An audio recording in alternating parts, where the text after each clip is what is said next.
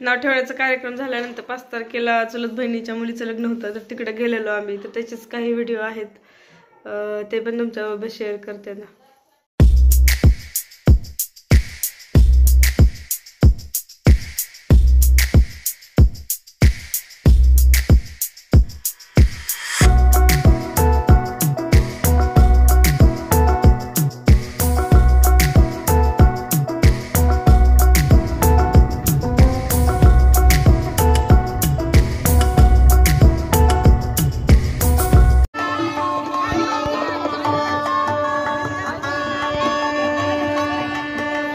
मला उपस्थित राहिलेला आहे.